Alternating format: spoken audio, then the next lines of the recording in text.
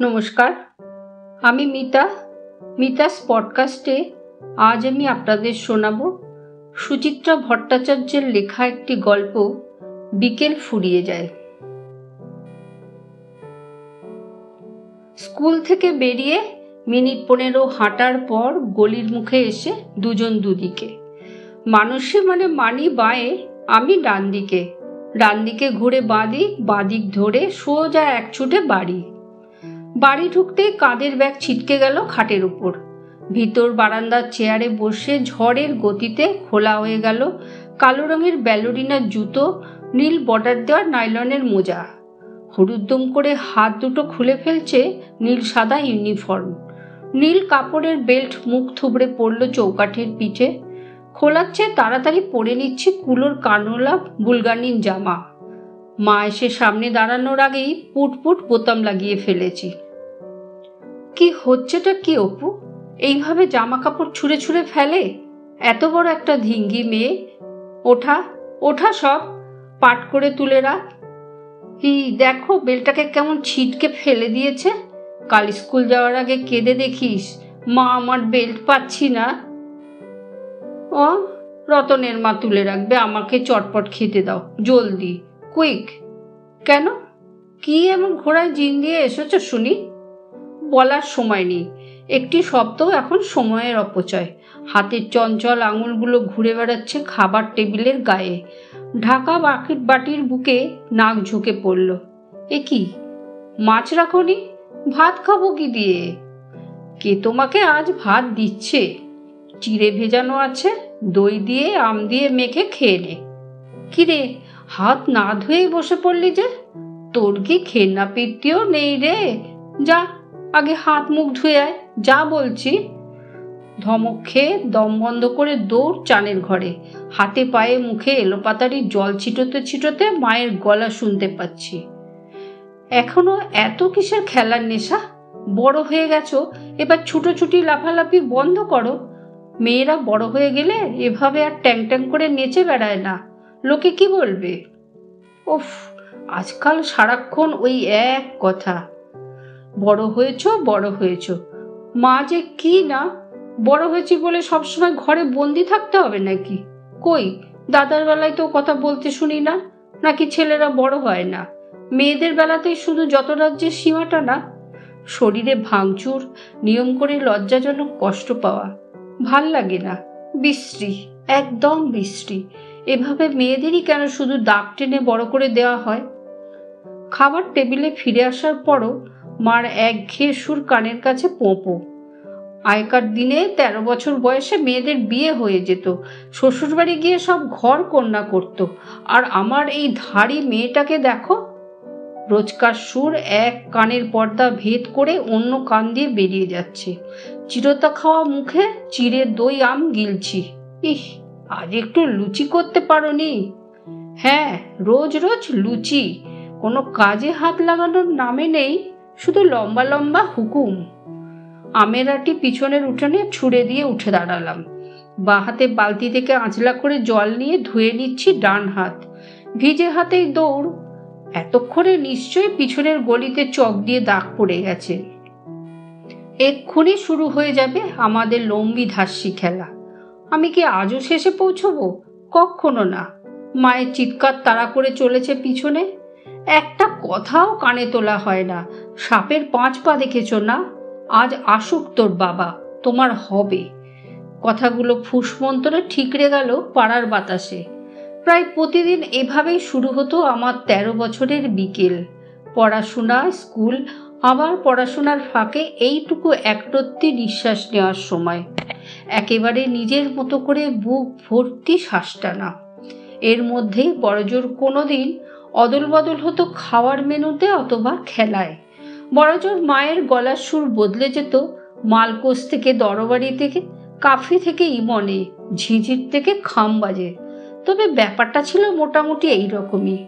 বিকেল মানেই গাঢ় হলুদ রং, বিকেল মানেই সোনার পিরিচে সূর্যের আলো ঠিকরোচ্ছে, বিকেল মানেই মোড়ের জামরুল গাছের পাতাগুলো হলুদ মেঘে কাঁপছে এলোমেলো। এক কোর্ট থেকে আরেক কোর্টে লাফ দিয়ে চলে যাচ্ছি। লম্বা দাগের শেষ প্রান্তে পৌঁছে ডাক ছাড়ছি, লম্বি, কখনো এক পায়ে নুন নুন অথবা আব্বা আব্বা আব্বা। দুহাতের ডানা মেলে আমাকে আটকাতে চাইছে বিপরীত দলের খেলুড়েরা। মানসী কিংবা রূপা চেঁচাচ্ছে, এই অপু, ওদিকটায় ফাঁক আছে, চলে আয় চলে আয়। বড় বুড়িটা তো আবার আমাকে কোনোদিন অপু বলে ডাকতোও না, অপরাজিতাও নয়। কি যে খালি চি দিয়ে কথা বলার অভ্যেস ছিল বড় বুড়ির। ডাকতে গেলে সে চিও চিপু, নয়তো চিও চি পরিরাজি চিতা। বাপরে, পারতও বটে। অমন একটা লম্বা নামে আমিও দিব্যি সাড়া দিয়েছি। তখন আসলে নাম নয়, ডাক নয়, চোখ বুঝে শুধু শেষ ঘরে পৌঁছানোর দিকে মন। যেন ওই ঘরটাতে লুকিয়ে আছে আমার প্রাণ ভোমরা। খেলা নিয়েই আড়ি ভাব, ঝগড়াঝাটি, এমনকি বন্ধুর সঙ্গে মুখ দেখা দেখিও বন্ধ। তা সত্যি কি আর আমার প্রাণ ভোমরা লুকিয়েছিল লম্বিধাস্যির কোটে কিংবা বুড়ি বসন্তী খেলায়? আমার প্রাণ ভোমরা আসলে ছিল আমার বন্ধুদের হৃদয়ের কুঠুরিতে। সেটা মনে প্রাণে টের পেলাম 14 বছর বয়সে পৌঁছে। স্কুলে আমরা 4 জন খুব বন্ধু সেই সময়। আমি, মানসী, দীপিকা আর অর্চনা। থুড়ি মানসী কাছেই থাকে, সে আমার পাড়ারও বন্ধু। দীপিকা, অর্চনা দূরে দূরে। দীপিকা ভবানীপুর, অর্চনা রাসবিহারীতে। তো একদিন হলো কি, ক্লাস 8-এর হাফ ইয়ারলি পরীক্ষার ঠিক আগে হঠাৎ কথা নেই বার্তা নেই, পর পর 5 দিন স্কুল এলো না দীপিকা। আমরা ভেবে আকুল, শেষে ঠিক করলাম ওর বাড়িতেই খোঁজ করতে যাব। বিকেলবেলা 3 জনে মিলে ট্রামে তো উঠে পড়লাম, ঠিক নামলাম বাজার স্টপে। তারপর কাছে ঠিকানা নেই। আগে মাত্র একবারই গেছি ওদের বাড়ি, তবু খুঁজে খুঁজে শেষে বার করা গেল। পুরনো দোতলা বাড়ি, বাইরের প্লাস্টার খসা, কালচে শ্যাওলার দাগ প্রাচীন বাড়ির শরীরে। দোতলার ঝুল বারান্দায় নকশা করা কাঠের রেলিং, দরজা জানলাগুলোর মাথায় অর্ধবৃত্তাকারে লাল সবুজ কাঁচ বসানো। কাঠের প্রকাণ্ড সদর দরজার এপারে কয়েক সেকেন্ডের জন্য দাঁড়িয়ে পড়েছিলাম 3 জন। ভরা বিকেলেও কেমন যেন থমথম করছে চারদিক। কে জানে বাবা, এই বাড়িটাই তো, দেখাই যাক না। সাহস করে মানসী আগে দরজা ঠেলতেই সিংহদুয়ার খুলে গিয়ে সামনে এক শ্যাওলা ধরা উঠোন। উঠোনের মাঝখানে মানুষ সমান এক চৌবাচ্চা, পাশ দিয়ে লোহার সেলিং দেওয়া সিঁড়ি দোতলায় উঠে গেছে। ডাকবো কি ডাকবো না করেও অর্চনা ডেকে ফেলেছে, দীপিকা। গোটা বাড়ি ভুতুড়ে রকমের স্তব্ধ। বার দুয়েক ডাকার পর দোতলার খুট করে একটা শব্দ। নিচ থেকেই সোজা দেখতে পাচ্ছি কালচে সবুজ দরজা খুলে গেছে। বাদামি লুঙ্গি আর স্যান্ডো গেঞ্জি পরা একজন বেরিয়ে এলো। গায়ের রং তার ফ্যাকাশে রকমের ফর্সা, অনেকটা চুনের দেয়ালের মতো। মাথা জোড়া টাক, চোখের তলায় কালশিটে রঙের কালি। মানুষে কনুই দিয়ে কোমরে খোঁচা দিল। দীপিকার বাবা। আগে কোনোদিন দীপিকার বাবাকে দেখিনি। গুটি গুটি পায়ে আমি আগে সিঁড়ি দিয়ে উঠে গিয়ে প্রণাম করে ফেললাম। আমরা দীপিকার বন্ধু। দীপিকার বাবা হাসল না, গম্ভীর গলায় বলল, তো? আমরা ভয় পেয়ে গেলাম। দীপিকা বাড়ি নেই? কেন? না মানে ও কদিন ধরে স্কুলে যাচ্ছে না তো, আর যাবে না। আমরা পরস্পর মুখ চাওয়াচাওয়ি করছি। এ আবার কি কথা? দীপিকার বাবা কি পাগল নাকি? অর্চনা সাহস করে জিজ্ঞাসা করে ফেলল, কেন মেসোমশাই? কেন আবার কি? পড়তে পাঠাবো না তাই? লেখাপড়া শিখে মেয়ে ছেলেরা দিগ্গজ হয়ে কাজ নেই, তোমরা আর ওর খোঁজ করতে আসবে না। ভদ্রলোকের কথায় এমন একটা ঝাঁজ ছিল যার তোড়ে আমরা হুড়মুড়িয়ে সিঁড়ি বেয়ে নিচে নেমে গেছি। চলে যাওয়ার জন্য উঠোনও পেরিয়েছি। হঠাৎ দোতলার কোনো ঘর থেকে ছিটকে এসেছে দীপিকা। এই অপু, মানি, অর্চনা, তোরা যাস না প্লিজ, দাঁড়া। সঙ্গে সঙ্গে পুরুষ কণ্ঠের হুঙ্কার, খবরদার খুকু, এক পাও বেরোবে না। কেন বেরোবো না? নিশ্চয়ই বেরোবো। আমি স্কুল যাব, পড়াশুনো করব। দীপিকার পরনে আধময়লা স্কার্ট ব্লাউজ, চোখ মুখ ফোলা ফোলা, চুল দেখে মনে হয় বেশ কদিন চান করেনি। আমরা থমকে দাঁড়িয়ে পড়লাম। দীপিকার বাবা দীপিকার হাত চেপে ধরল। আমি তোমাকে বেরোতে বারণ করেছি খুকু, যাও, ঘরে যাও। দীপিকা জোর করে হাত ছাড়াতে গেল, অমনি গালে সব পাটে এক চড়। আমাদের সামনেই ঘাড় ধরে হেঁচড়াতে হেঁচড়াতে দীপিকাকে ঢুকিয়ে দেওয়া হলো ঘরে, দিয়েই দরজায় শিকল। কি হলো, তোমরা এখনো দাঁড়িয়ে আছো কেন? দীপিকার সঙ্গে দেখা হবে না, যাও। অর্চনা আর্তনাদ করে উঠল। আপনি ওকে ওভাবে মারলেন? দীপিকার বাবা উত্তর দিল না, একই রকম কড়া চোখে তাকিয়ে রইল আমাদের দিকে। আমরা বেরিয়ে এলাম। রাস্তায় এসে ওর মুখের দিকে তাকাচ্ছি। কিসটা কি বলতো, কেমন যেন মিস্টিরিয়াস না? আবার কি কথা? পড়তে দেবে না কেন? কেন ঘরে আটকে রাখবে? ওর মাকেও তো দেখলাম না, মা কিছু বলছে না বাবাকে? অর্চনা বলল, অন্য কোনো গন্ডগোলও থাকতে পারে, দীপিকা কারোর সঙ্গে প্রেম টেপ করছে নাকি, সেটাই জানতে পেরে। দূর, তাহলে কি আমরা জানতে পারতাম না? তাহলে দেখ, ওর বাবা হয়তো কোনো মালদার অশিক্ষিত বনেদি পাত্রটাত্র জোগাড় করে ফেলেছে, ও হয়তো বিয়ে করবে না বলে জেদ ধরেছে, তাই। আমরা তিনজনই মোটামুটি শেষ সম্ভাবনাটার ব্যাপারে একমত হলাম। আবার মনটাও কেমন খুঁতখুত করতে লাগলো। এরকমও হয়? একবার মনে হলো হতেও তো পারে। এই তো সেদিন বিশেষারের ভারতী দিন 15 ডুব মেরে আচমকা এক মাথা সিঁদুর নিয়ে ভেসে উঠল স্কুলে। কি হাসি খুশি ভাব, কথায় কথায় গড়িয়ে পড়ছে বন্ধুদের গায়ে, শাঁখাচুরিতে ঝমঝম আওয়াজ তুলে অসভ্য অসভ্য গল্প বলছে নিজের সম্পর্কে। সে যাই হোক, ভারতীর কথা ভাবতে একটুও ইচ্ছে করছিল না আমাদের। দীপিকার কথা ভেবেই সুন্দর সোনালি বিকেলটা কেমন পাঁশুটে মেরে গেল। একটা একদম অচেনা যন্ত্রণা আমাদের বিকেলের ফুসফুসটাকে নিংড়ে নিচ্ছে। এক বুক মন খারাপ নিয়ে যে যার বাড়ি ফিরে গেছি। খুব মন খারাপ আমাদের। পরদিন, তারপর দিনও লম্বিধাসীর কোট হঠাৎই কেমন বিস্বাদ। আমি মানসীর বাড়িতে যাই, মানসী আমাদের বাড়িতে। কোনো দিন অর্চনাও আসে।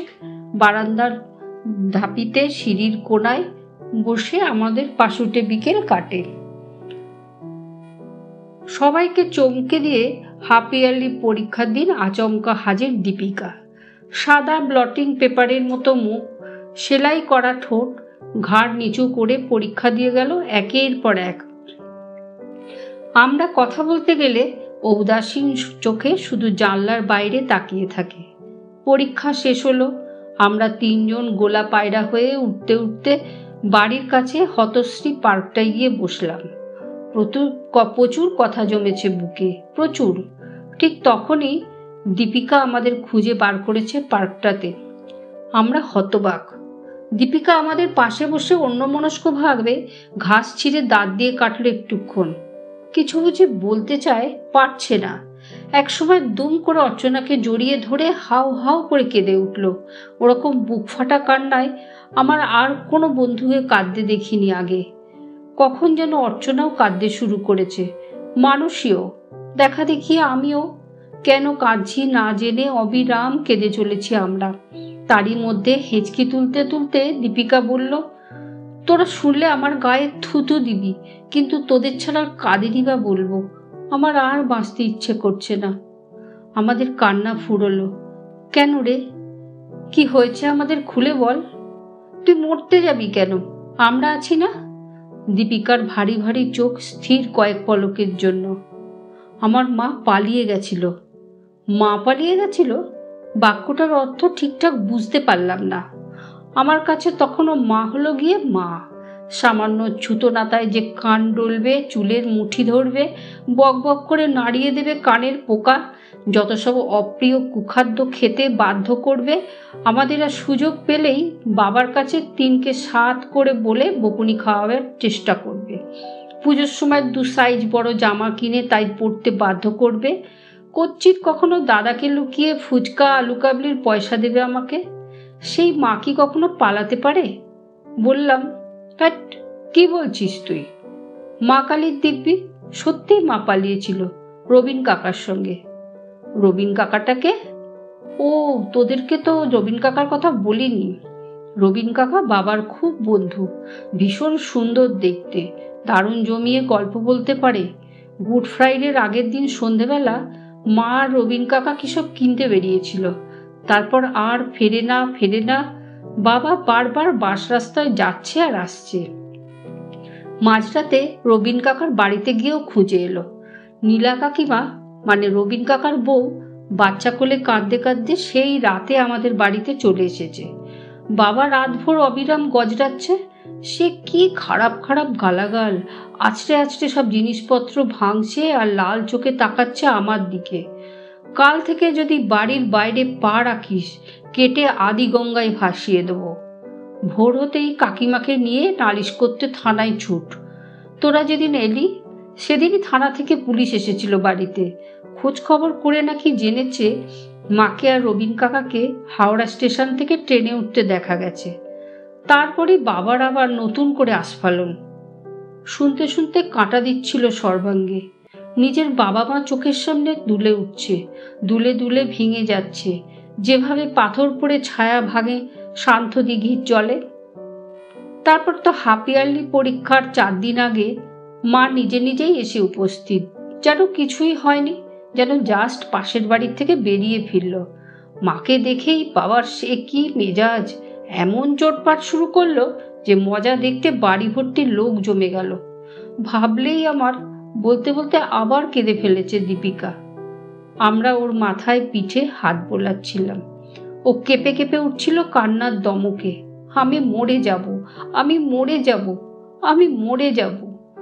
মানুষই নিচু স্বরে জিজ্ঞাসা করলো, আর তোর মা? মা কি বলল? মা তো বাবার থেকেও বেশি চেঁচাচ্ছিল। বলল, বেশ করেছি গেছি, আমার যেখানে ইচ্ছে যাব, যখন খুশি ফিরবো। তুমি কৈফিয়ত চাওয়ার কে? মধুমাতালের ঘর করি, পুরুষ মানুষ হয়ে 1 পয়সা রোজগার করার মুরদ নেই। তোর বাবা মদ খায়? খায় না আবার, প্রায়ই তো রাত্রিরে চুর হয়ে ফেরে। এবার আর নিজের বাবা নয়, এবার চোখের সামনে হারুর বাবার ছবি। হারুর বাবা আমাদের পাড়ার গোকুল পরামানিক, গলির মোড়ের খুদে সেলুনটার মালিক। সেই গোকুল কাকা যখন রোজ রাত্রিরে সামনের রাস্তা দিয়ে ঢেউ ভেঙে ভেঙে হেঁটে যায়, তখন কাজের শেষে ফুটপাত জুড়ে তাস পেটাতে বসা বদ্রি ঠাকুর, সুরিন্দার ঠাকুররা চেঁচায়, আরে গোকুল দাদা, সামালকে চলো, সামালকে, আগাড়ি তোমারা ভাইসবা। গোকুল কাকা সঙ্গে সঙ্গে গর্জে ওঠে, ছুটতে থাকে খিস্তির ফোয়ারা। কোন শালা আমার ভইয়া দেখায় রে? ভইয়া দিয়ে গোকুলের সঙ্গে চালাকি করবি না? হ্যাঁ, বলতে বলতে সোজা হেঁটে নেমে যায় পাশের নর্দমায় 1 হাঁটু পাকে। সেখান থেকেও চলে তার গালাগালির পিচকিরি। আমি আর দাদা তো খড়খড়ি ফাঁক করে হেসে কুটিপাটি। মা দেখলেই টেনে সরিয়ে দেয় আমাদের। বাবা হুঙ্কার ছাড়ে, এই গোকলো, কি হচ্ছেটা কি? এটা ভদ্রলোকের পাড়া, বলেই রেডিওর শব্দ বাড়িয়ে দেয় দ্বিগুণ। দৃশ্যটা ভাবতেই পেট গুলিয়ে হাসি এলো আমার। নিজের মনে ফিক করে হেসেও ফেলেছি। অর্চনা কটমট করে তাকালো আমার দিকে, তারপর দীপিকার কাঁধে হাত রাখলো আলতো। আগে এসব কথা তো বলিসনি কোনোদিন। দীপিকা হাঁটুতে মুখ গুজল। এসব কথা কি বলে বেড়ানো যায়? সত্যি তো বাবা কিছু করে না। দাদু মানে আমার মার বাবার রেখে যাওয়া টাকাতেই তো সংসার চলে আমাদের। বাড়িটাও তো দাদুর, বাবা তো ঘর জামাই। ঘর জামাই শব্দটাও খট করে বেজেছে কানে। তখনও জানতাম ঘর জামাই শব্দটা প্রায় একটা গালাগাল। নিজের শব্দকোষে গালাগালির সংখ্যা তখনও বড় অপ্রতুল। শালা শব্দটা কি যে নিষিদ্ধ গড়িত মনে হতো তখন। ঘর জামাই ঠিক ততটা খারাপ না হলেও আমাদের বাড়ির ভোজপুরি ধোপা সুর করে গাইতো, পহলা কুত্তা পালতু কুত্তা, দুসরা কুত্তা ঘর জামাই। আমি জিজ্ঞাসা করে ফেললাম, কেন? তোর বাবার ঘরদোর কিছু নেই? থাকবে না কেন? সেখান থেকে ভাইরা তাড়িয়ে দিয়েছে বহুদিন। আমার কাকা জ্যাঠারা কেউ বাবার মুখ দেখে না। কান্নার সঙ্গে তীব্র বিষ উগড়ে দিচ্ছিল দীপিকা। বিষ নয়, ঘৃণা। নিজের বাবা মার প্রতি ঘৃণা, জীবনের প্রতি ঘৃণা, গোটা বিশ্ব সংসারের ওপর ঘৃণা। সঙ্গে একই কথা, বাঁচবো না, বাঁচবো না। আর আমি তখন চোখের সামনে দেখতে পাচ্ছিলাম আমার বাবা মার মুখ। বাবা মানে যেমন হওয়া উচিত, অন্তত আমার তখনকার ধারণায় আমার বাবা তো তেমনই। বাবা মানে একটু গম্ভীর ধরনের এক মানুষ, বেশি কথা বলে না। সকালবেলা ঘুম থেকে উঠে বাজার যায়, ফিরে এসে মন দিয়ে খবরের কাগজ পড়ে, তারপর চান খাওয়া সেরে মার হাতে তৈরি টিফিনটা নিয়ে সারা দিনের মতো অফিস চলে যায়। ফেরে সেই রাস্তার আলোগুলো জ্বলে যাওয়ার পর সন্ধেবেলা নিয়ম করে রেডিওতে খবর শোনে, মাঝে মাঝে আমাদের অঙ্ক ও ইংরাজি দেখিয়ে দেয়, কখনো কখনো ঠোঙা ভর্তি গরম জিলিপি কিনে আনে মোড়ের দোকান থেকে, কখনো বা বছরকার আমটা, লিচুটা, জামটাম, আর হঠাৎ হঠাৎ ধরা পড়ে বকাঝকা করে ভীষণ। এই বাঁধা ধরা সংখ্যার বাইরেও তবে অন্যরকম বাবা আছে। বাবা মানেই তবে সম্পূর্ণ বিশুদ্ধতা নয়। বাড়ি ফিরে সেদিন বারবার সন্দিগ্ধ চোখে তাকাচ্ছিলাম নিজের বাবা মার দিকে।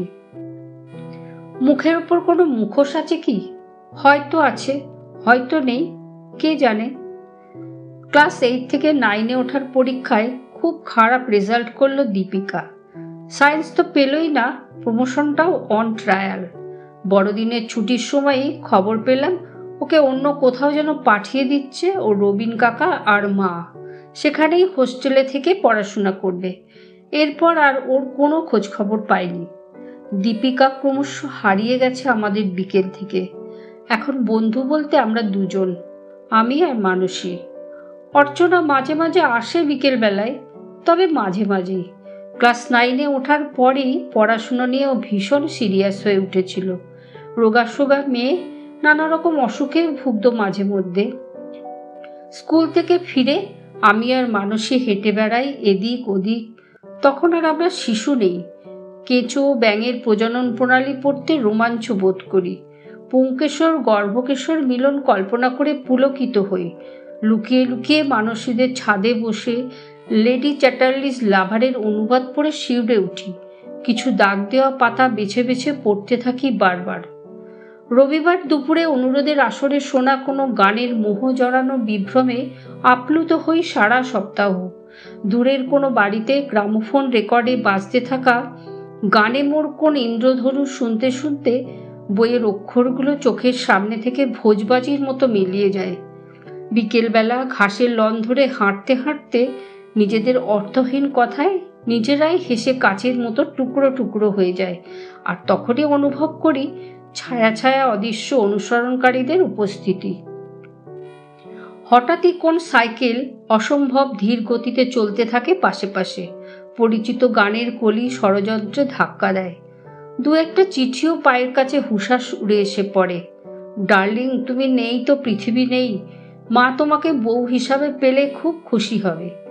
তেকোনা পার্কের সামনে কাল বিকেলে অপেক্ষা করব, চলে এসো। ইতি তোমার পথ চেয়ে থাকা একজন। কি সাহস, কি সাহস! আমরা বিরক্ত হতে গিয়ে হেসে ফেলি। চারদিক তন্ন তন্ন করে খুঁজেও সেদিন আর দেখা পাই না সেই অচেনা প্রেমিকের। চিঠি ছুঁড়েই উধাও বীরপূর্ব। আমরা আবার কাঁঠালি চাপার গন্ধমাখা সবুজ ঘাস ধরে হাঁটতে থাকি। বিরক্তির সঙ্গে মেশে কৌতূহল, রাগের সঙ্গে অহংকারী পুলক।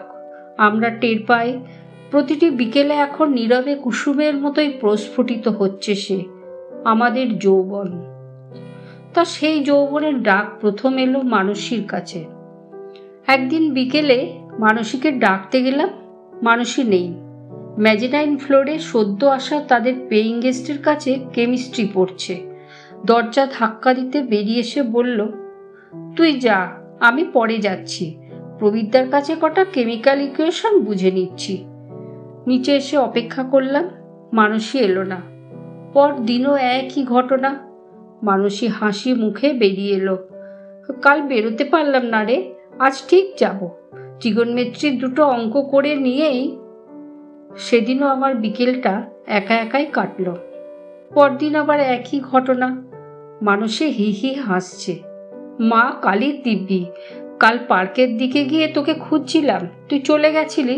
আজ একটু অ্যামোনিয়ার প্রপার্টিগুলো বুঝে নিয়েই। সেদিন দরজা বন্ধ হয়ে যাওয়ার পর খানিকক্ষণ কান খাড়া করে দাঁড়িয়ে রইলাম। ভিতর থেকে মৃদু শব্দ ভেসে আসছে না? শব্দই তো, শব্দগুলোর কোনো অর্থ নেই। অন্তত সে অর্থ অ্যামোনিয়ার চ্যাপ্টারে তো নেই। নিচে নেমে আর অপেক্ষা করিনি। পরিচিত রাস্তা ধরে কৃষ্ণচূড়ার ফুল মারিয়ে একা একাই হেঁটেছি। দুর্বোধ্য অপমানে কান গরম, ক্ষোভে দুঃখে বন্ধুর মিথ্যাচারিতায় ক্লিষ্ট আমি একই পথ চক্কর দিয়ে ফিরছি। ধীরে ধীরে একটা চাপা কষ্ট আচ্ছন্ন করে ফেলছিল আমাকে। কষ্ট না হিংসে?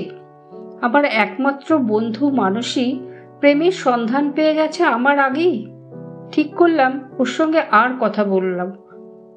কিন্তু মানসী পরদিন স্কুলে আমার হাত চেপে ধরেছে। অপু, বিশ্বাস কর, তুই কি ভাবছিস জানি না, তোর কি ধারণা প্রেমে পড়লে বন্ধু টের পায় না? মানসী মুহূর্তের জন্য লাল। প্রবিদ্যার সঙ্গে তোর পরিচয় নেই না রে? চল, আজ তোর সঙ্গে আলাপ করিয়ে দেব। আমি আলাপ করে কি করব? তোর লাভার তুই। আহ অপু, ছেলে মানুষই করিস না। জানিস তোর কথা কত বলেছি প্রবিদ্যাকে, তোকে আজ নিয়ে যাবই। আমি তখন অনেক উপন্যাস পড়ে ফেলেছি। আমি জানি প্রেমের সিনে তৃতীয় ব্যক্তিকে বলে কাবাব মে হাড্ডি। তাছাড়া আমি কেন ওদের মধ্যে? মানসী কানের কাছে মুখ নিয়ে এলো। ভাবতে পারবি না প্রবিদ্যা কি ভীষণ রোমান্টিক। সেদিন আমার হাত ধরতে দেখ দেখ, ভাবতেই আমার কেমন গায়ে কাঁটা দিয়ে উঠছে। আমার তখন হিংসে ভেসে গেছে কৌতূহলে। কি কথা হয় রে তোদের দুজনের! কত কথা। মানসী গা মুচড়ল। এই আমি কি ভালোবাসি, ও কি ভালোবাসে, আমার মা বাবা কেমন, ওর দেশে কে কে আছে, এই এমএসসি করে ও কি করবে, বিয়েতে কারুর বাড়িতে আপত্তি হবে কি না। তোরা বিয়ের কথাও ভেবে ফেলেছিস? ভাববো না? তাড়াতাড়ি বিয়ে না করে ফেললে ওর যদি অন্য কারোর দিকে মন ঘুরে যায়। যাহ, প্রকৃত ভালোবাসা থাকলে লক্ষ বছর অপেক্ষা করা যায়। প্রাজ্ঞ প্রেমিকার মতো বললাম, তুই লাইলা মজনু পড়িসনি? হীর রাঞ্জা। তুই ঠিক বলেছিস রে। প্রবিদ্যাও তাই বলে। বলে দরকার হলে 10 বছর অপেক্ষা করব। বলে তুমি আমার জন্য অপেক্ষা করবে তো? মা কালীর দিব্যি, আমার অত ধৈর্য নেই রে। মানসীর কথার ভঙ্গিতে হেসে গড়িয়ে পড়ছিলাম আমি। কোনো রকমে বললাম, বালিকা রহু ধৈর্যং রহু ধৈর্যং। একদিন বিকেলে অর্চনার বাড়ি থেকে একটা বই নিয়ে ফিরে দেখি মানসী আমাদের বাড়িতে বসে দিব্যি তেঁতুলের আচার খাচ্ছে। আমাকে দেখে চোখে আঙুল ঠোঁটে এক রহস্যময় ইঙ্গিত করেও বলে উঠল, কি রে, কাল যাচ্ছিস তো? কোথায়? কেন, তুই কাল স্কুল থেকে যাচ্ছিস না বেনহাট দেখতে? স্কুলে টাকা জমা করিসনি? ভীষণ চমকেছি। মানসীর কথা মার কানেও গেছে। মা আমাকে জিজ্ঞাসা করলো, তুই তো বলিসনি বাড়িতে এসে? মানসীর রহস্যময় ইঙ্গিত ততক্ষণে বুঝে গেছি। বললাম, সে তো কাল টাকা দিলেও হবে। আমি ভেবেছিলাম আজ তোমাদের জিজ্ঞাসা করে। দাদা ভিতরের বারান্দায় বসে জল খাবার খাচ্ছিল। সদ্য তখন ফার্স্ট ইয়ারে পড়ছে। বারান্দা থেকেই চেঁচিয়ে বলল, যা যা দেখে আয়, চারখানা চ্যারিয়াট রেস আছে না।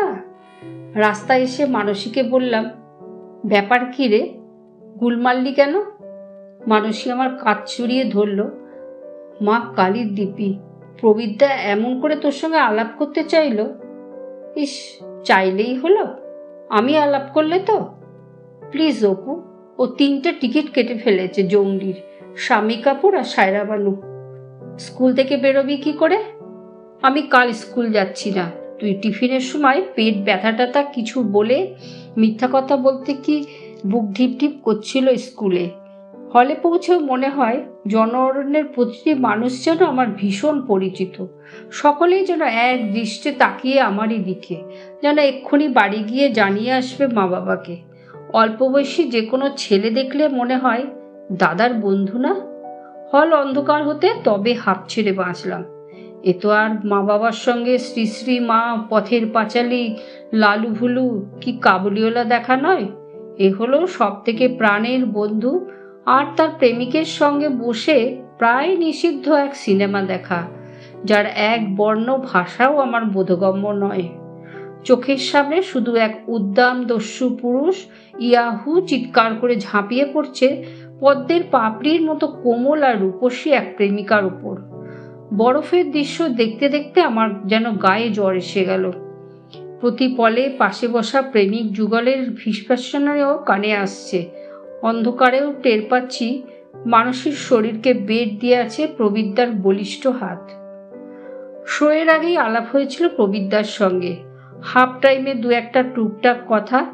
পর্দায় যখন বুনো প্রেম শেষ হলো তখন আর ভয় সংকোচ নেই, মুখে আমার কথার খই ফুটছে। তারপর মশাই, এই যে আমাকে পাপের ভাগী করলেন, আর শাস্তিটা পাবে কে? প্রেমিক প্রেমিকার মাঝে ঈশ্বরও থাকতে ভয় পান, আমি তো নেহাতি এক ফজকে শয়তান। কি করে যে বলছিলাম ওসব কথা।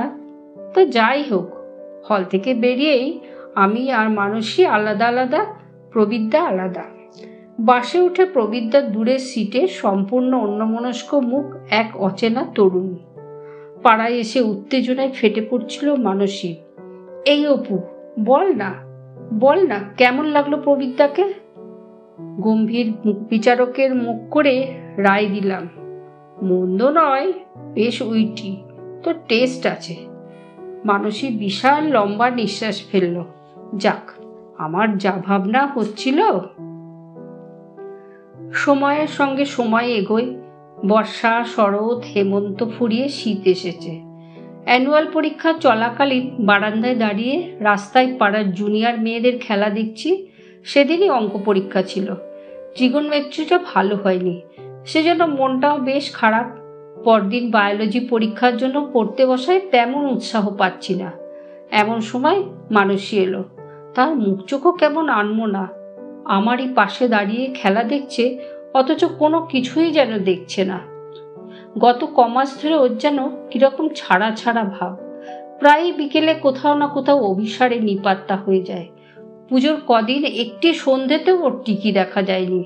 একদিন জিজ্ঞাসা করেছিলাম, খুব সাহস বেড়েছে দেখছি, মাসিমা যদি জানতে পারে। তুই কি ভাবছিস, মা কিছুই আন্দাজ করে না? প্রবিদ্যাকে মারও খুব পছন্দ হবে, নাই বা কেন বল? ব্রাইট স্টুডেন্ট, অত সুন্দর চেহারা, ভালো ফ্যামিলি, দেশে কত জমি জমা, বাড়ি ঘর। তাই তোর এত সাহস? আজ বেলুর, দক্ষিণেশ্বর, কাল সিনেমা, পরশু লেক, খুব চালাচ্ছিস। তো এখনো কি শুধু হাত ধরাধরি? যা, প্রচণ্ড জোরে একটা চিমটি কেটেছে মানসী। তুই বড় ফাজিল হয়েছিস। প্রবিদ্যার সঙ্গে এর মধ্যে দু একবার দেখা হয়েছে এদিক ওদিক, হেসে কথাও বলেছে এক আধটা, ভালোই লেগেছে। হিংসে এখন অতীত। মনের গভীরে ওদের প্রেম অনুক্ষণ এক গোপন আনন্দের উৎস হয়ে উঠেছে আমার।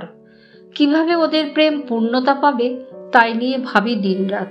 যেন ওদের প্রেমের সার্থকতায় আমারও কিছু অংশীদারি রয়ে গেছে।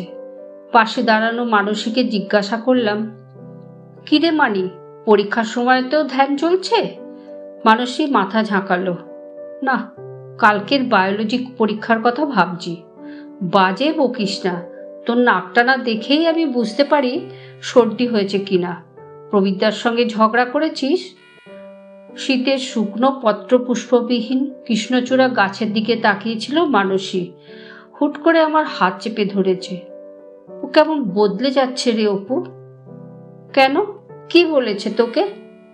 বলবে আবার কি, 2-4 মিনিট কথা বলেই আমাকে আজকাল কাটাতে চায়। বেরোতে বললে পড়াশুনোর ছুতো দেখায়। বারে, পড়াশুনো করবে না? রেজাল্ট ভালো হলে তোরই তো লাভ, সেও তো তোরই জন্যে। আমার জন্যে না হাতি, মেয়েদের চোখ ঠিক বুঝতে পারে। তুই একবার ওর সঙ্গে কথা বলবি? আমি আমি কি বলবো? সদ্য পড়া উপন্যাস উগড়ে দিলাম মানসীকে। দেখ মানি, প্রেম হলো এক ধরনের সাধনা, ব্রত। দুজন নারী পুরুষের মধ্যে চিরন্তন সম্পর্কের ইমারত গড়ে ওঠার শক্ত ভিত। এখানে তৃতীয় মানুষের ভূমিকা নেই রে। প্রবিদ্যাকেও তো দেখেছি, মিথ্যে ভাবিস না।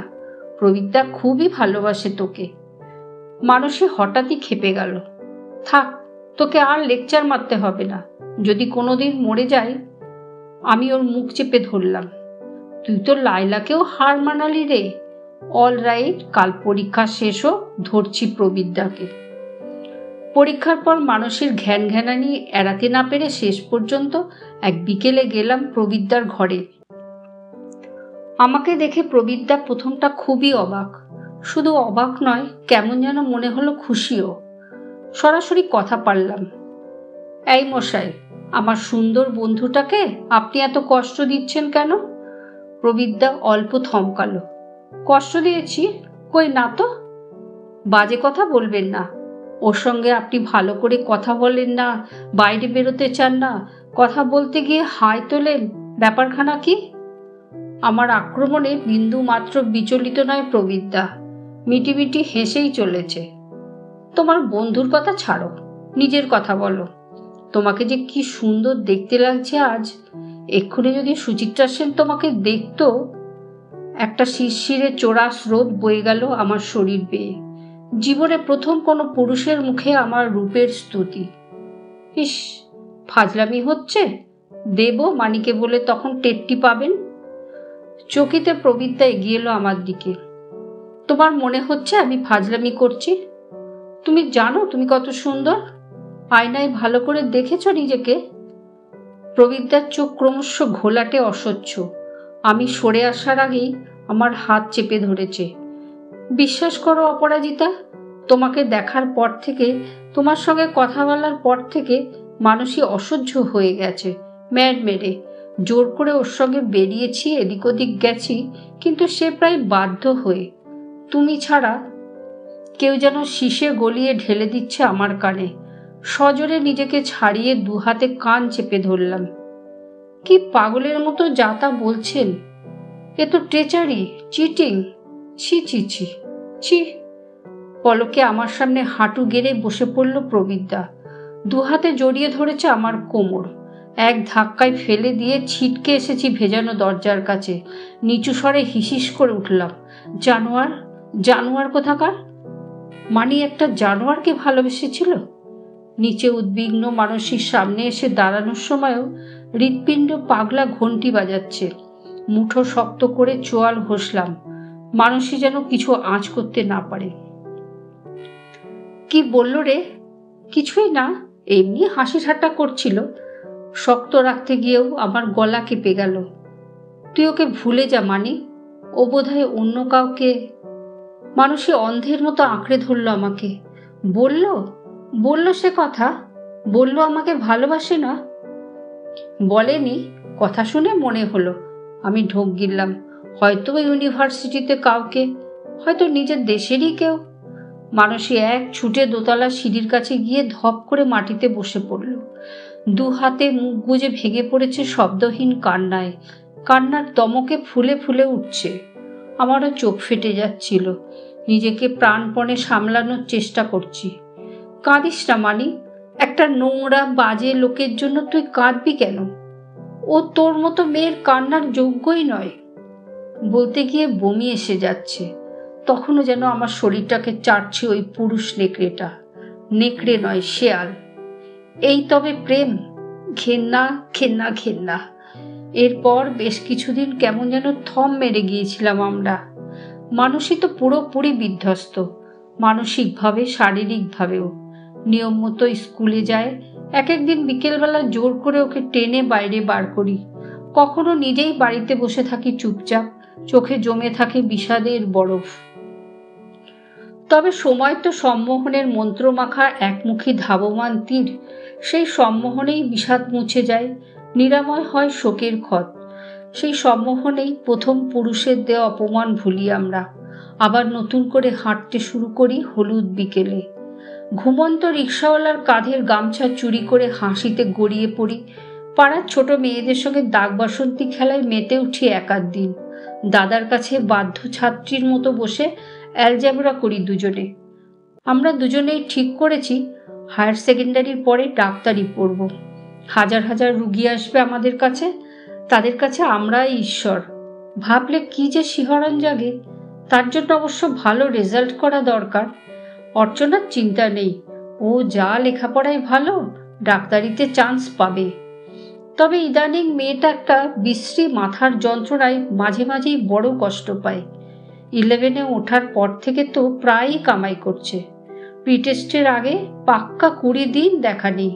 এখন আর অর্চনার সঙ্গে তেমন যোগাযোগ না থাকলেও পুরনো একটা টান তো আছেই। সেই টানেই আমি আর মানুষই ওকে দেখতে গেলাম। অর্চনাদের বাড়িটা আগে একতলা ছিল, এখন দোতলা তিনতলা উঠে গেছে। লোহার ব্যবসায়ে অর্চনার বাবা জ্যাঠার নাকি এখন দারুণ রমরমা। বাড়ির সামনে বেশ খানিকটা জায়গা জুড়ে সুন্দর বাগান, বাগানের ঠিক মাঝখানে একটা গন্ধরাজ ফুলের গাছ। সাজানো বাগানের মাঝে আলটপকা গাছটা কেমন যেন বেমানান। অর্চনা দোতলার ঘরে শুয়েছিল, আমাদের দেখে উঠে বসেছে। খুবই রোগা হয়ে গেছে কদিনে, চোখের তলায় নীলচে চোখ। ক্ষীণ স্বরে ডাকলো, আয়, এতদিন পর খোঁজ নিতে এলি? মানসী বলল, রোজই ভাবি আসবো, হয়ে ওঠে না রে, এত পড়ার চাপ। আমি ঢোক গিললাম, শুধুই কি পড়ার চাপ? যোগাযোগের অসুবিধে নাকি অন্য কারণও আছে? নিজেদের তৈরি করা জগতে ডুবে আমি আর মানসী একটু স্বার্থ সচেতন হয়ে যাইনি কি? নিজেদের নিয়েই নিজেরা মগ্ন আছি। দীপিকার কথাও তো আজকাল মনে পড়ে না আমাদের। অপরাধী মুখে প্রশ্ন করলাম, এখন কেমন আছিস? অর্চনার মা ঘরেই ছিল, করুণ মুখে বলে উঠল, দেখো না, এত ডাক্তার দেখানো হলো, এবার আর মাথা ব্যথাটা কিছুতেই যেতে চাইছে না। হঠাৎ হঠাৎ বেড়ে যায়, তখন কি যে হয়ে যায় ওর। হাত পা ছুটতে থাকে, চোখ উল্টে যায়, গোঁ শব্দ ওঠে গলা থেকে, দেওয়ালে পাথরের মতন মাথা ঠোকে। ডাক্তারবাবুরা কি বলছেন? এক এক ডাক্তারের এক এক মত। মাথার ছবিও তো তোলা হলো, কিচ্ছু পাওয়া গেল না। কেউ বলছে এক ধরনের হিস্টেরিয়া, কেউ বলছে নার্ভের দোষ, কেউ বলছে ব্রেনে কোথাও কিছু হয়েছে। অর্চনার মা দীর্ঘশ্বাস ফেলল। কি যে হলো! অর্চনা চোখ বুজে ফেলল, ঠোঁট দুটো কেমন সাদাটে হয়ে গেছে। কাঁপা গলায় বলল, কবে যে আবার স্কুল যেতে পারবো? মানসী বলল, ওষুধ পড়ছে তো, দেখ না, 2-4 দিনের মধ্যেই ভালো হয়ে উঠবি। আমাদের কথাবার্তার মাঝে অর্চনার জেঠিমা আমাদের জন্য সিঙাড়া মিষ্টি নিয়ে এসেছেন। অর্চনার মার মতো এর কপালেও এক ধ্যাবড়া সিঁদুর, সিথি জবজবে লাল। ঘরেও এরা খুব দামি দামি তাঁতের শাড়ি পরেন। অর্চনার জেঠিমার চেহারা বেশ দশাসই। অর্চনার মার মতো রোগাসোগা ছোটখাটো নয়। চোখ দুটো জগদ্ধাত্রী ঠাকুরের মতো বড় বড় টানা টানা। তিনি বললেন, আর গুচ্ছের ওষুধ খাইয়ে কাজ নেই, ডাক্তারদের কেরামতে বোঝা হয়ে গেছে। পরশু গুরুদেব এসে পড়ছেন, তার ছোঁয়াতেই অনু আমাদের ঠিক সেরে উঠবে। রাস্তায় এসে মানসীকে বললাম, কি হয়েছে রে, ডাক্তাররা ধরতে পারছে না কেন বলতো? কে জানে, ডাক্তাররা তো আর ধর্মন্তরী নয়। অনেক অসুখই তো আছে, ধরা পড়ে না, বড় বড় ডাক্তাররাও। তার মানে ডাক্তার হলে আমরাও অনেক রোগ ধরতে পারবো না? রোগী মরে যাবে? মানসী হেসে ফেলল। আগে থেকে এত ঘাবড়ে যাচ্ছিস কেন? হয়তো ওরা যাদের দেখিয়েছে তারা ধরতে পারেনি। বিজ্ঞান এখন অনেক উন্নতি করেছে, কত সব জটিল রোগের ওষুধ বেরিয়ে গেছে। আমি বললাম, তাছাড়াও মাথার ওপর তো ভগবান আছেন, অর্চনাকে ভগবানই ঠিক ভালো করে দেবেন। মানসী অল্প উত্তেজিত হলো। ওষুধ না খাওয়ালে ভগবানের বাবারও সাধ্য নেই ওকে ভালো করার। শুনলি না ওর জেঠিমা কি বলল? দূর, ওটা কথার কথা।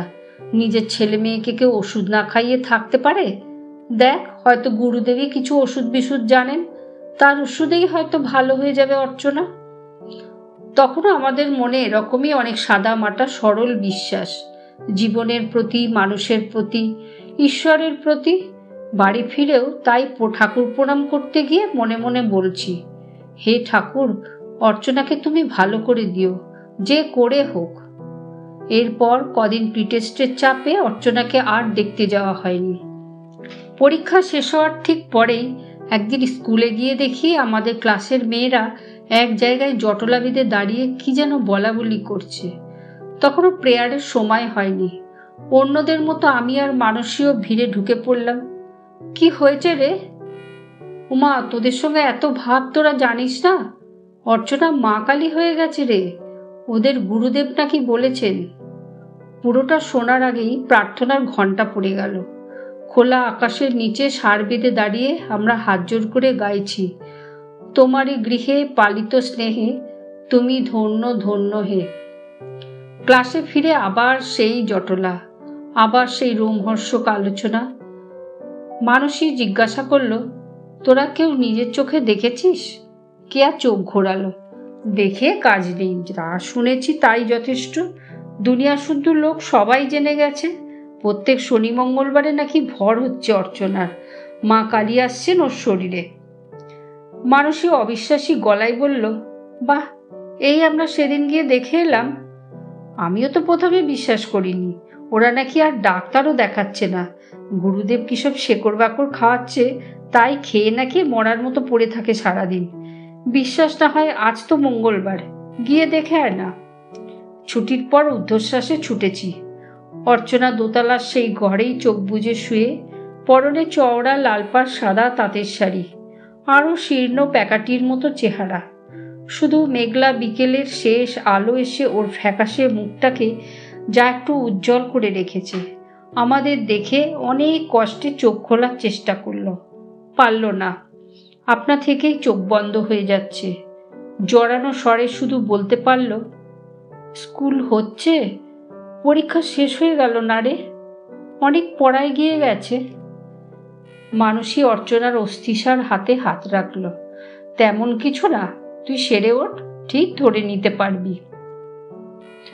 অর্চনার বন্ধ চোখের কোলে দুফোঁটা জল টিল টিল। ফিজিক্সটা এখনো কত বাকি রয়ে গেছে আমার। কথা শেষ হওয়ার আগেই অর্চনার মা ঘরে ঢুকে আঁতকে উঠেছে। এ কি, তুমি ওকে ছুঁয়েছ কেন? শনি মঙ্গলে ওকে ছোঁয়া একদম বারণ। মানুষই ভয়ে ভয়ে হাত ছেড়ে দিল। কেন মাসিমা? গুরুদেব বলেছেন যেদিন ওর শরীরে মা অধিষ্ঠান করবেন সেদিন ওকে বাইরের লোকে স্পর্শ করতে পারবে না। তোমরা এক কাজ করো, নিচের ঘরে গিয়ে বসো, একটু পরে ওর আরতি আরম্ভ হবে, প্রসাদ নিয়ে যেও।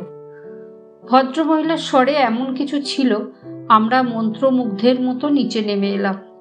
বড় হলঘরটার মধ্যেই ধূপধুনো দেয়া শুরু হয়ে গেছে। অর্চনার জেঠিমা গরদের শাড়ি পরে গঙ্গাজল ছিটোচ্ছেন গোটা ঘরে। ফাঁকা ঘর আমাদের চোখের সামনেই, ভিড়ে ভিড়। আরও খানিকক্ষণ পর লাল পোশাক পরা, বাবরি চুল পরিপাটি করে আঁচড়ানো, সৌম্য দর্শন এক উজ্জ্বল চোখ সন্ন্যাসী খড়ম খটখটিয়ে নেমে এলেন ওপর থেকে। মুহূর্তে দিব্য গন্ধে চতুর্দিক মাতোয়ারা। সকলে ভক্তি ভরে উঠে দাঁড়িয়েছে, দেখা দেখি আমরাও। অজান্তেই আমার মুখ থেকে বেরিয়ে এলো, কি অলৌকিক গন্ধ রে মানি। মানুষে জোরে জোরে নাক টানল। গন্ধটা খুব চেনা চেনা লাগছে রে আমার। কোথায় যেন বড় মাইমার ফ্রেঞ্চ পারফিউমটা কি? ভক্তদের বাবা রবে মানুষের গলা ঢাকা পড়ে গেল। তিনি সযত্নে পাতা অজিনাসনে বসলেন। মন্দ্র কণ্ঠে সকলকে বললেন, বসো। বলেই অর্চনার বাবার দিকে তাকিয়েছেন। কই, আমার বেটি কোথায়, আমার খ্যাপা মা? অর্চনার বাবা আর জ্যাঠতুতো দাদা প্রায় কোলপাজা করে নিয়ে এলো আদ্য অচেতন অর্চনাকে। জ্যাঠা তাকে স্থাপন করলেন লাল শাটির মোড়া বেদির ওপর। অর্চনার দুই বোন দ্রুত এসে তিন দিকে তিনখানা তাকিয়া দিয়ে দিল। সেই তাকিয়ার ঠেকাতে আতশোয়া অর্চনা কেমন নির্জীব নিষ্প্রাণভাবে ঝুলছে। টকটকে লাল একটা শাড়ি তার শরীর ঘিরে আষ্টে পৃষ্ঠে জড়ানো, গায়ে ব্লাউজ নেই, মাথার চুল খোলা, কপালে এত বড় একটা রক্তচন্দনের ফোঁটা। গুরুদেব তার গলায় পঞ্চমুখী জবার মালা পরিয়ে জলদ গম্ভীর গলায় হুঙ্কার ছাড়লেন, মা গো, করাল বদনী তারা ব্রহ্মময়ী, একবার বুকে চেপে বস মা, বদরক্ত সব বেরিয়ে যাক মা গো। চিৎকারের জন্য কিনা জানি না, অর্চনার স্থির শরীর একটু নড়ে চড়ে উঠল। তারপর আচমকায় গলা থেকে ছিটকে এসেছে গো গো শব্দ। ঠোঁট বেয়ে কষ গড়াচ্ছে, এক মাথার চুল ঝপাং করে নেমে আসছে মুখের ওপর, আবার ঝাঁকুনি খেয়ে ছড়িয়ে পড়ছে। ঘর জুড়ে অস্ফুট মা ধ্বনি। আচমকা কে যেন কাঁসর বাজাতে শুরু করলো। অর্চনার মা শাঁখ বাজাচ্ছে, বাবা জ্যাঠা জেঠিরা সাষ্টাঙ্গে প্রণত মেয়ের পায়ের কাছে। গুরুদেব একটু করে ফুল ছিঁড়ে ভক্তদের হাতে দিচ্ছেন আর প্রশ্ন করছেন, বলো, তোমার কি জিজ্ঞাস্য আছে? মার কাছে কি জানতে চাও তুমি? এক এক করে মানুষ এগিয়ে যাচ্ছে সামনে। মাকে প্রণামী দিয়ে জানতে চাইছে নিজের ভূত ভবিষ্যৎ। আর গুরুদেব মায়ের থরথর ঠোঁটের কাছে মুখ নিয়ে গিয়ে শুনে উত্তর দিচ্ছেন। আমার কিরকম গা ছমছম করছিল। সুগন্ধি ধোঁয়ায় সব আবছা হয়ে আসছে। হঠাৎ দেখি নীল সাদা স্কুল ইউনিফর্ম পরা মানুষই এগিয়ে যাচ্ছে বেদির দিকে। একেবারে সামনে গিয়ে প্রশ্ন করল, মা, আমাদের অর্চনা কবে ভালো হবে মা? এবার আর গুরুদেব অর্চনার দিকে ফিরলেন না, মানসীকে কাছে টেনে নিয়েছেন। মণিমুক্ত খচিত আঙুলগুলো মানসীর মাথার ওপর। ভালো হবে কি রে বেটি, তোর বন্ধু তো ভালো হয়ে গেছে। বাড়ি ফিরে সবিস্তারে সকলকে বর্ণনা দিলাম পুরো ঘটনার। মা তো শুনে গদগদ। আমাকে সামনে রবিবার একবার নিয়ে চল তো। বাবা ধমকে উঠল, খবরদার না, যত সব বুজরুকি ভণ্ডামি। দাদা বলল, পুলিশে খবর দেওয়া উচিত, গুরুদেবটাকে ইমিডিয়েটলি অ্যারেস্ট করুক। আমি তর্ক করে উঠলাম, কেন, তিনি কি দোষ করলেন? তার ওষুধ খেয়ে মাথার যন্ত্রণা আর একটুও নেই অর্চনার, সেটা জানিস? তাছাড়া আমার নিজের চোখে দেখে এসেছি ওর ভেতরে সত্যি সত্যি মা কালী। দাদা রেগে গেল, হায়ার সেকেন্ডারি দিবি, এখনো এত গাধার মতো কথা বলিস কি করে রে অপু? আমি দাদার উপর খুব রেগে গেলাম। তর্ক করলাম না বটে, তবে বাবার কথাও মানতে পারলাম না মনে মনে। বিশ্বাসেই ঈশ্বরকে পাওয়া যায় আমি জানি। ঠিক করলাম এর পরদিন মা কালীর কাছে গিয়ে পরীক্ষার রেজাল্টটা কি হবে জেনে আসব।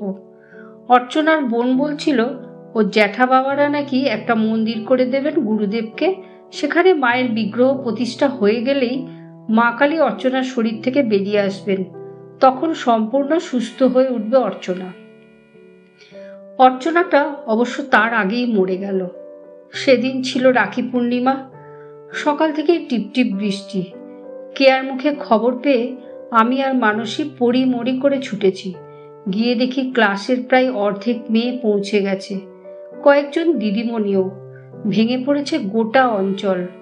অত লোক, তবু কারোর মুখে একটা শব্দ নেই।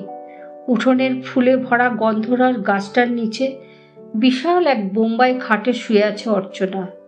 রক্তলাল শাড়ির আড়ালে শুকনো সরু কাঁঠালি চাপা ডালের মতো শরীর প্রায় দেখাই যায় না।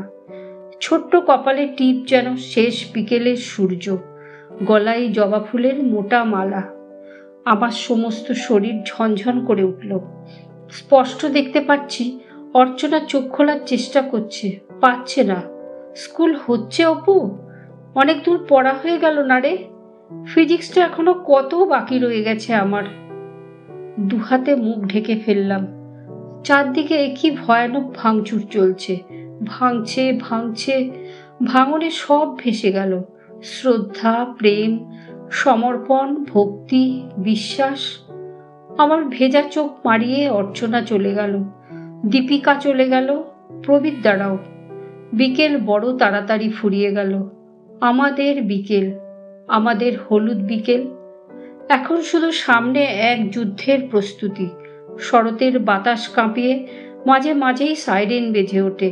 Air raid, all clear, air raid. ছদ্ম মহড়ায় স্কুলে খোঁড়া ট্রেঞ্চে অথবা বালির বস্তার আড়ালে লুকোই আমরা। সন্ধে হতেই রাস্তার বাতিগুলো মুখ ঢাকে কালো ঠুলিতে। রুদ্ধ জানলা দরজার কাছে আড়াআড়িভাবে সাঁটা হয় কাগজের ফালি। পুজোর আগে শহর জুড়ে প্রতিরোধের সাজ সাজ রব। আমার মনের ভেতরেও এক যুদ্ধের প্রস্তুতি চলতে থাকে অবিরাম। ক্রমশ বড় হয়ে উঠি আমি, সত্যিকারের বড়। ধন্যবাদ।